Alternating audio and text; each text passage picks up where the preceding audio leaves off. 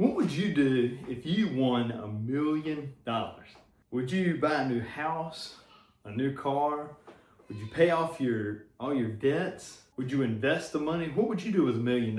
Today I'm going to tell you exactly what I would do if I just happened to win $1 million. And I think this question is a really good question to ask yourself because it really kind of shows you something about yourself. And it's a question that I ask lots of times. I ask people all the time, what would you do with $1 million? I love the responses that I get. But before we get into the video, I want you to drop in the comments, go ahead and tell me, what would you do with $1 million? All right, let's get into it. I love to ask this question. I ask this question a lot to different people because it really gives me clarity on what people's goals are when it comes to their finances. And today I want to tell you step by step what I would do if $1 million just fell into my lap. I'm going to be really transparent in this video. There's going to be some things that I'm going to share that are going to reveal some things about myself. And so the first thing that I would do with $1 million is I would pay off all of my debts in terms of credit cards, car payments, anything like that negative debt that I had. I would pay that off first. I would go on and pay my car off. I wouldn't pay my house off. I would keep a loan on my house because, and I'm going to tell you why in just a minute. It's going to make a lot of sense once I kind of get into it. But the first thing I would do would be to pay off all my bad debts. Second of all, I would give a large portion of this money to charity. Most of it probably to my church, along with maybe some to other charities. I would just be a blessing to people. So I would take probably a good chunk of this, maybe, at least 20-25% of it, I would go ahead and donate it to charity, okay? We're going to pretend like in this video taxes don't exist because I really want to say that you are taking home $1 million, and what are you going to do with that million? So I would pay off all my bad debt, first of all. Second of all, I would give a large portion to charity, to my church, different things of that nature. And third, I would take and invest this money, and I would break it up a little bit, maybe some into the stock market with some ETFs. I wouldn't do any individual stocks. I would just go straight ETFs, index funds, the S&P 500, nothing. I wouldn't touch any individual stocks, but I would do a little bit, a portion of this in stocks. But a good chunk of it I would use for down payments and closing costs on real estate. Okay? So let's pretend like we have $1 million at our disposal. We just won the lottery. Somebody walked up and gave us $1 million. We're just going to pretend like we have $1 million. And to be honest with you, $1 million in today's age is not a lot of money.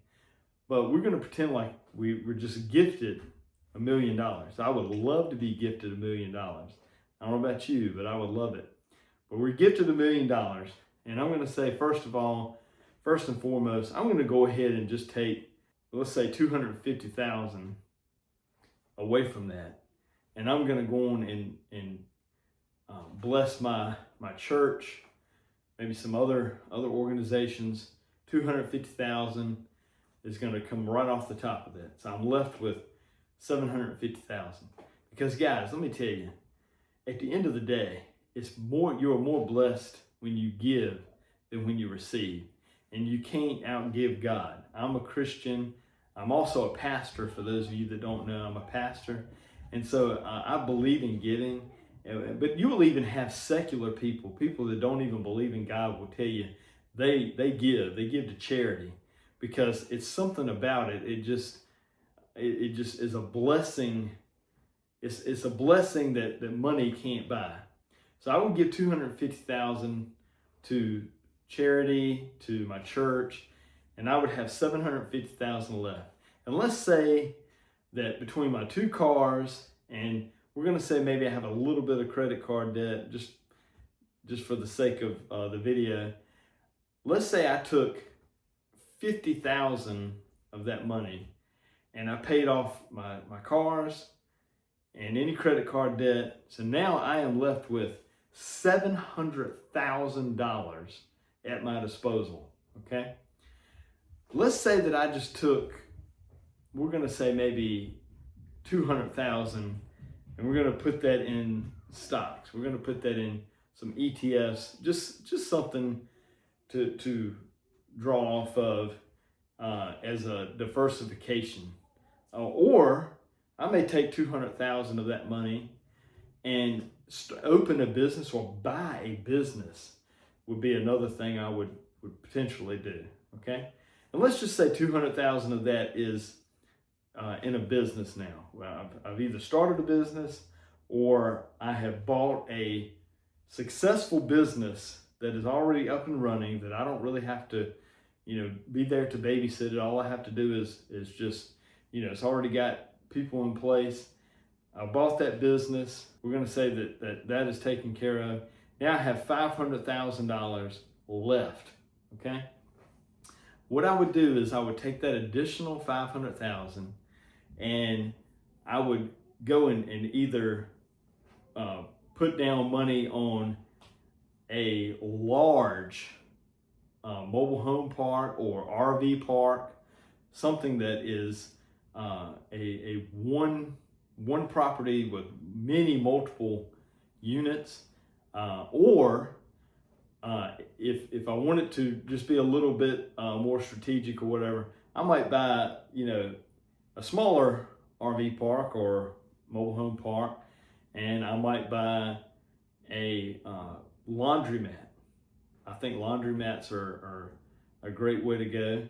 Or I would invest in some single family homes, just something that would be residual income over and over and over again every single month for the rest of my life, okay? And let's just say we take 400,000 to do that, and we're going to keep maybe 50 to 100,000 in a savings somewhere just for emergencies. Let's say we have a terrible year where everything breaks down on us and we're having to spend money left and right.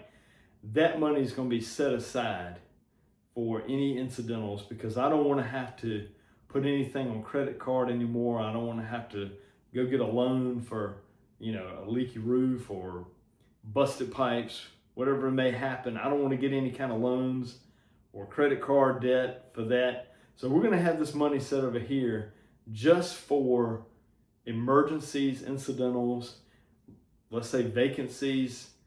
That's going to be set over here for that. And if I have to draw from it, I'll put that money back so that I keep it built up. That's exactly what I would do if you just walked up to me one day and gave me $1 million. And if you feel led to do that, I'm all for it, okay? But this has just been a little social experiment, we'll call it. And I hope you'll take some time, and yours doesn't have to look like mine. You may want to just put all your money into an investment like stocks or something of that nature. Or you may want to just take all the money and buy a business, a big business or whatever. But I would definitely look at investments. I would definitely look at assets. I wouldn't just go out here and buy another house or buy a bunch of cars. That mindset is not the mindset of someone who is wealthy. That's the mindset of somebody who's broke, who wants to look rich. So make sure that you take some time, do this little exercise for yourself. Hopefully it'll reveal something about you, and hopefully it will help you to maybe start thinking about when you do get a little bit of money here, a little bit of money there. What am I doing with my extra money? What am I doing with my money? Am I investing it? Am I paying off bad debt with it? If you want more help with your financial goals, make sure that you click on the link below. to set up a 30-minute free call with me, and we'll go over some of your financial goals. We'll get you going in the right direction. And if you want to know what wealthy looks like, I want you to click this video right here, because lots of times wealthy people don't look like what you would think they would look like. So click this video right here. That's going to be a helpful video for you. Hope to see you guys in the next one. We'll talk to you later.